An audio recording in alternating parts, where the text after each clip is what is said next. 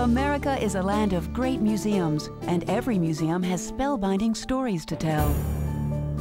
Our mission really lies outside our walls. We help children understand the world in which they live. Kids are living in a pretty wild world. The Boston Children's Museum, Mind Over Matter. Next on Great Museums. This program is funded by the Yawkey Foundation, providing opportunities in education, healthcare, human services, amateur athletics, conservation, and the arts.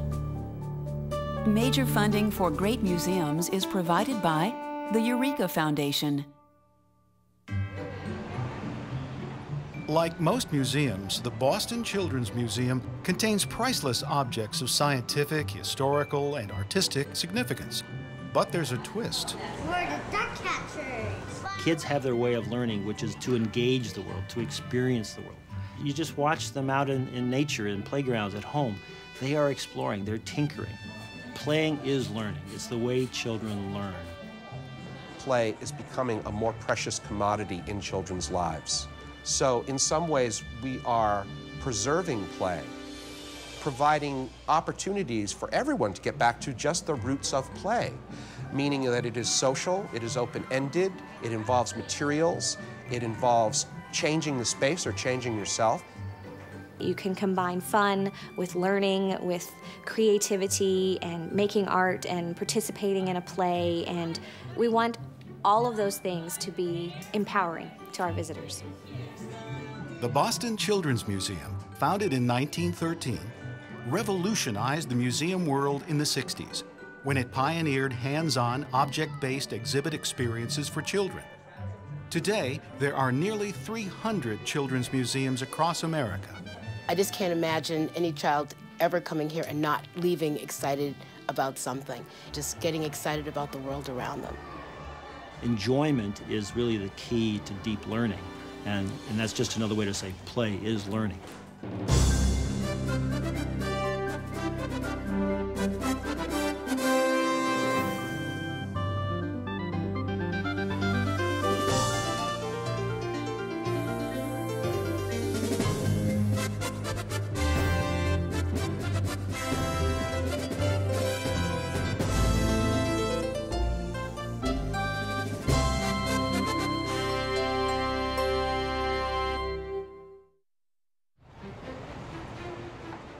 What kids sense intuitively about a children's museum, it's for them.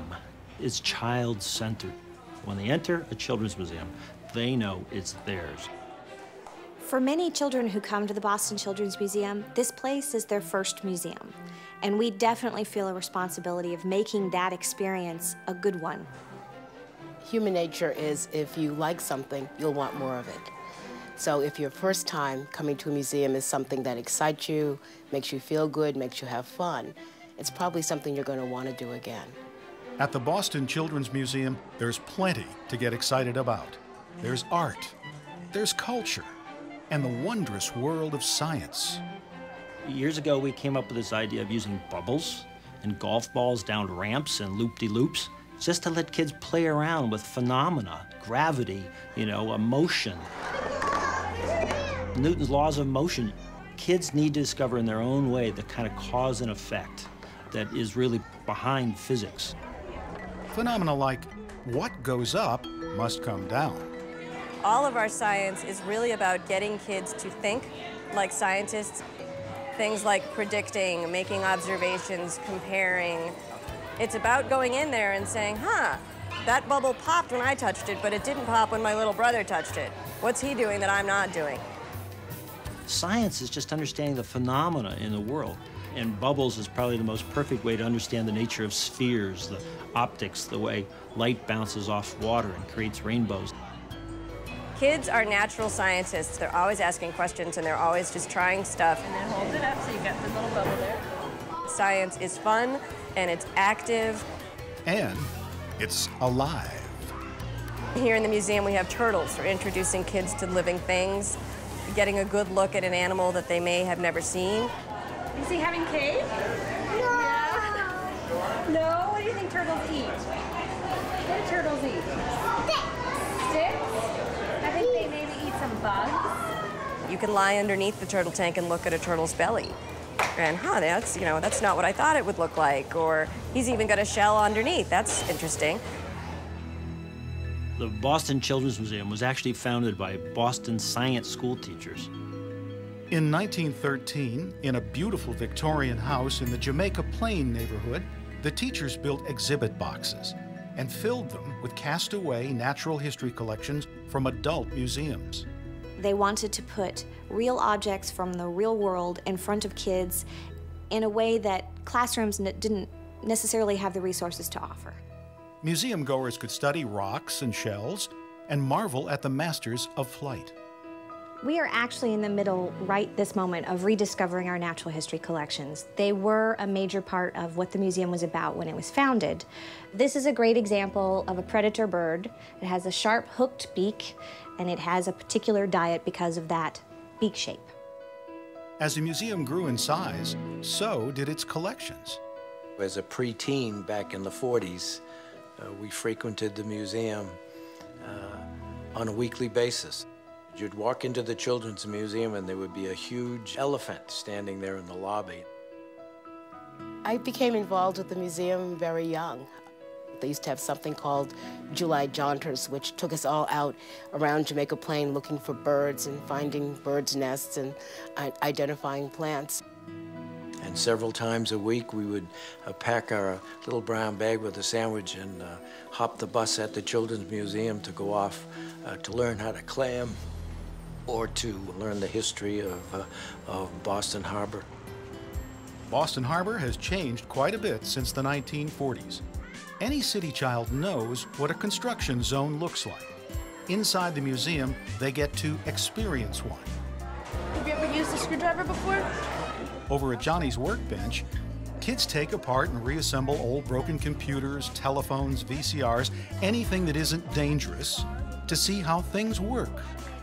We do get the occasional panic-stricken parent going, oh my God, she's gonna go home and take apart the television. So you line up the star with the screw. Lefty-loosey, righty-tighty.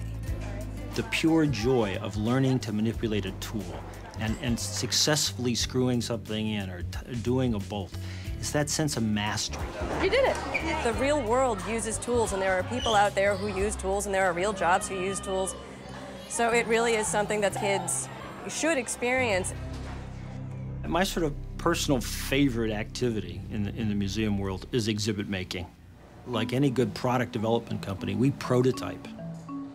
That's a really fun thing to think about, that every shape, every color, every material that gets chosen was thought about by somebody. This prototype for an exhibit called Get in Touch is designed to help children see things without looking.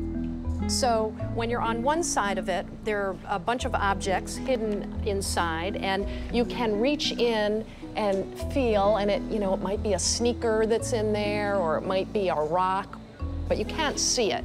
And you're going to describe to somebody what it is. But then you can come on the other side and open the little window here when you're done and see, was I right? Was it really a sneaker? We take great pride in thinking through the concepts and the stories we want to tell and how to create the hands-on activities to communicate that story, and then how to build it so it's beautiful and durable. The museum, on any given day when you walk into it, is not just an institution, it's a process. It's a work in progress.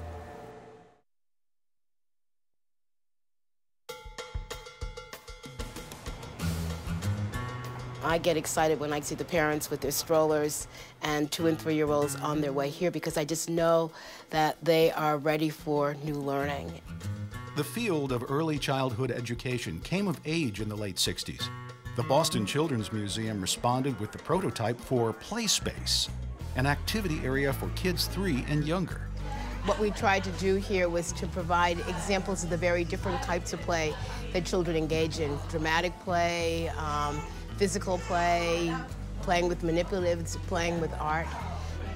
This space is for both the parent and the child, so that they're learning and doing this together, and the parent is witnessing how their child is in the world and beginning to see that child emerge into a little person. Kids are learning machines. They will make the experience into something that they can then incorporate and use for other things later on. That play is very focused. It's the way they learn to function in the world. In 1962, at the age of 28, Michael Spock became director of the Boston Children's Museum for the next 23 years. Mike Spock began to base the whole museum around the idea of kids touching stuff and kids doing hands-on learning. He transformed the Boston Children's Museum into an interactive, very experimental, vibrant community space of activity and spearheaded a revolution in the museum world. What we were doing was unconventional, but the idea that this would become a model for other places, I think, was not in our heads. Down came many of the glass cases, and up went exhibits like this one. An exhibit that we call What's Inside, and it had all kinds of nifty things. There was a cross-section of a city street with all the workings buried underneath, and you could climb down into a manhole. There were also controversial exhibits like Death and Loss and What If You Couldn't? Here you could come and you could sit in a wheelchair, or what it might be like to be blind and walk through a course and use your other senses. But kids wanted to talk about those things. In 1979, Spock made a big move. The museum relocated to the downtown waterfront. At the opening day, kids burst through the doors and were everywhere, running around. They would zero in on something that was intriguing, and by zeroing in, they would then settle into an activity in that space and be completely absorbed and hang on much longer than you would expect. The museum became the anchor of a major downtown revitalization project, and it became more accessible to a wider range of residents. We're a convening place, we're a gathering place, we're a safe place, we're a neutral place where all children and all families can find each other. There are children's museums everywhere, and people expect that when you go to a children's museum, you have practically limitless hands-on activities. But as one of the oldest museums, we have a collection, and that makes us a little bit unusual. We have 50,000 objects in our collections. People react to objects emotionally, they react intellectually, they react imaginatively. Precious cultural objects from the museum's significant collection are woven into displays throughout the entire museum, even in the interactive areas. Children get to touch these special objects with their minds, but not their hands. Grandparents' Attic is one of the oldest exhibits in the Children's Museum, and it is a history exhibit. It lets kids have hands-on activities surrounded by real objects. So they can play dress-ups, but they can also look at things that people wore in other times.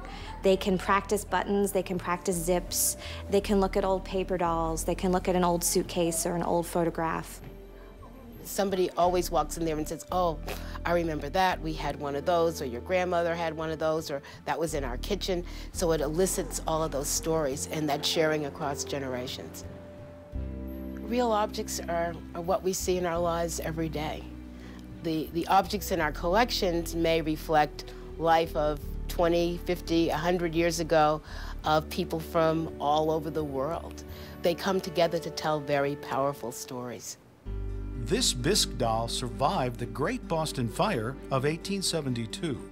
It was an enormous fire. It goes down in history as one of the biggest losses to property in American fire history. And the tag on the doll actually tells us who rescued her. It was rescued at the Boston Fire, November 18th, 1872. If you turn it over, it was by Captain R. Walsh while on duty there. The museum has nearly 5,000 dolls in its collection, ranging from Native American Kachina dolls, to Barbie dolls, to folk dolls. What I like about the folk dolls is that they are 3D representations of like a little snapshot of culture. Folk dolls are from around the world, dressed to represent a particular place and a particular time.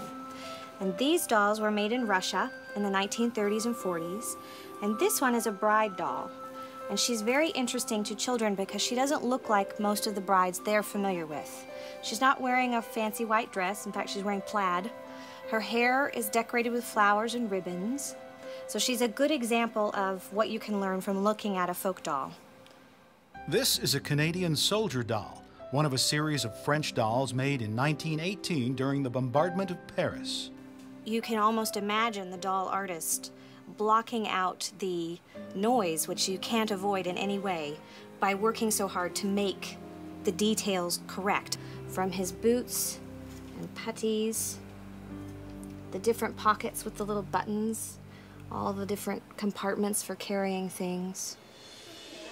Some of the museum's most popular dolls and doll houses are on display in the Hall of Toys. Here, visitors can peek into the dramatic world of the diva doll, or imagine the hustle-bustle of Boston's smallest flea market.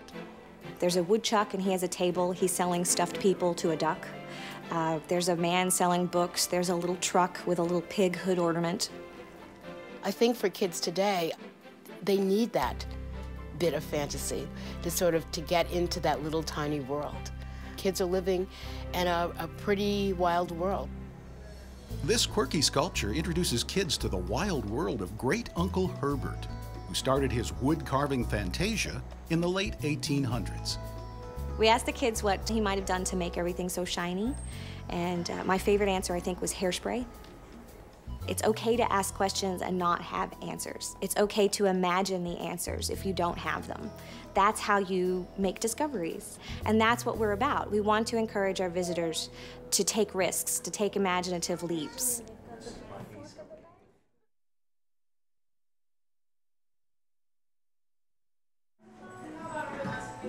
If you ask kindergartners who wants to be an artist, most of the hands will go up. By 5th grade, you're lucky to get 1 or 2 hands go up. Kids get turned off to the fact that art is a natural and a powerful way of expressing your own ideas. So what we're trying to do in the art studio is get families to see that activity as fun and engaging and something they can all participate in. The art studio experience is really for kids and their grown-ups too. So if you're in the art studio, you're at the table, you probably have a paintbrush or a marker or clay in your hands, getting messy. The parent might start to interfere, at which point I give them a paintbrush and we say, Mom or Dad, do your own. The parents end up having their own experience that's separate from the kids, as well as kind of learning about their kids just by watching what they're doing. So ideally, it's a really kind of special moment between a parent and kid. Announcements before we start the show. We really think children's museums are theaters in every sense. And to have a special theater, a real theater, a proscenium stage, just adds that much theatrical power to the whole museum visit. I'm looking for someone to come up on stage, wear this hat, and play the part of Peter Pig. I get concerned about the DVD generation. I get concerned about the level of control and the lack of surprise. One of the things I like about theater is that it's different every time. Right there! A lot of what we're doing here on Kids Stage is about preparation for school, sitting quietly and listening, working on your attention span, following a narrative.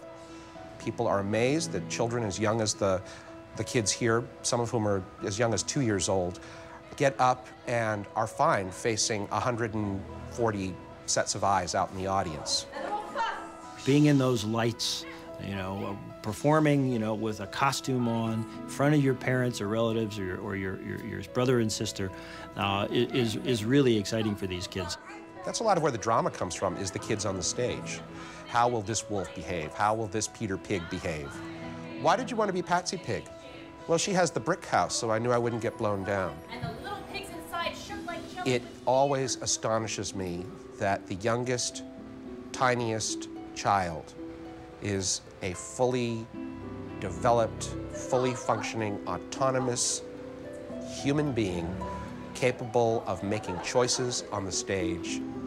I'm amazed by that, amazed at how individual kids can be. Happily ever after.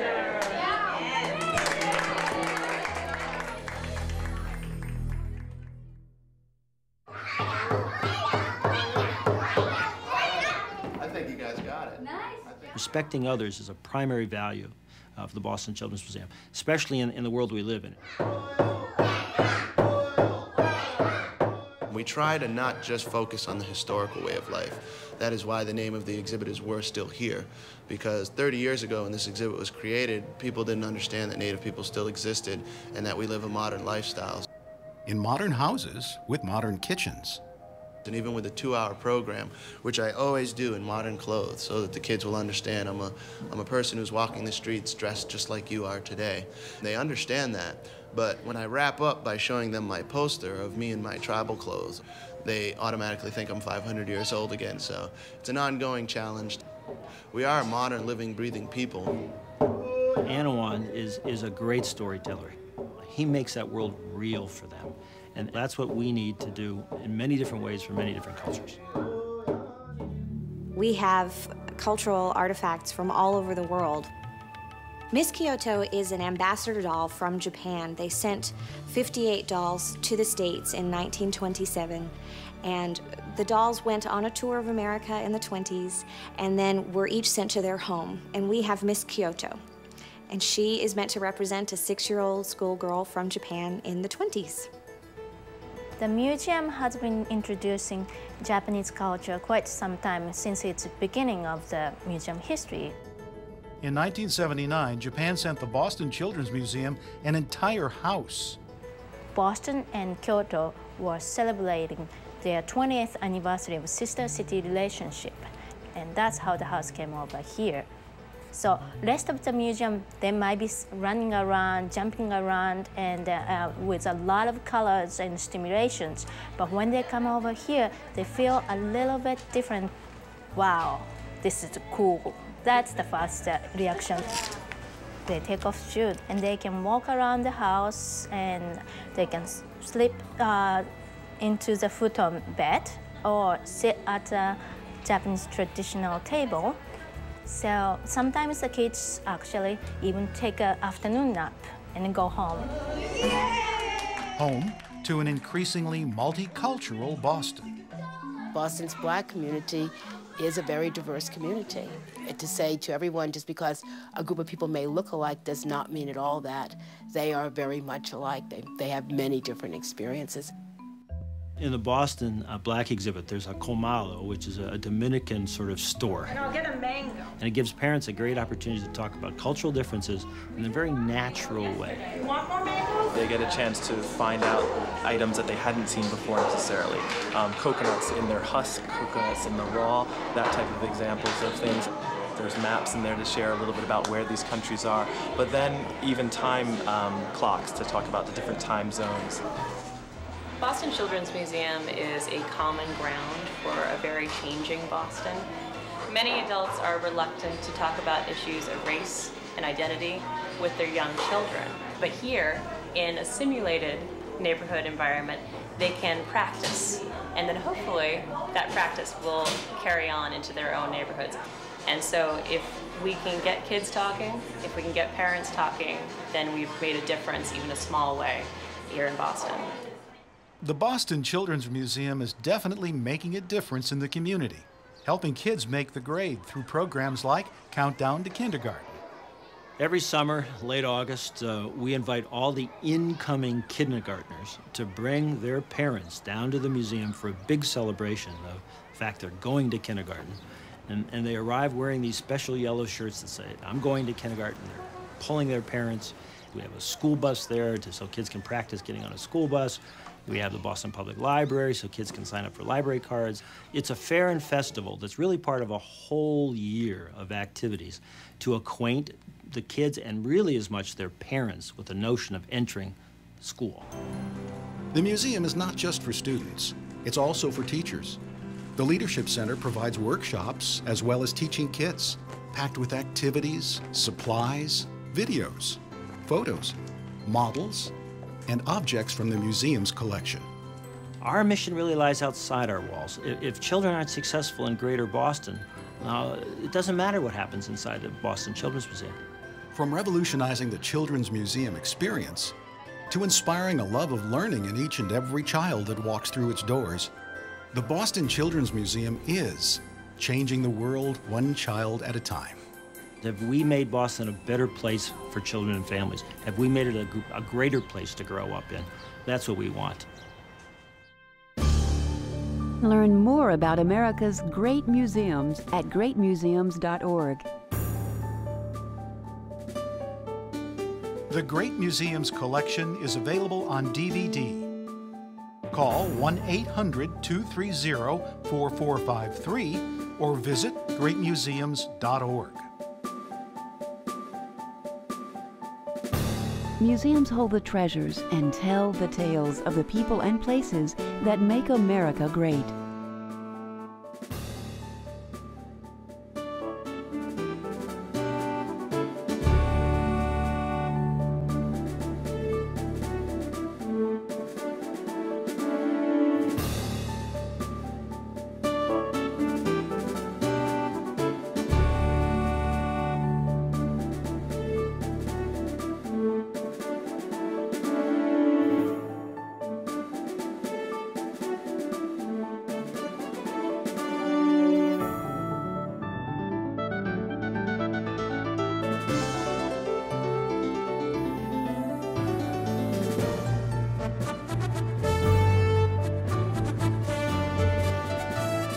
This program is funded by the Yawkey Foundation, providing opportunities in education, healthcare, human services, amateur athletics, conservation, and the arts.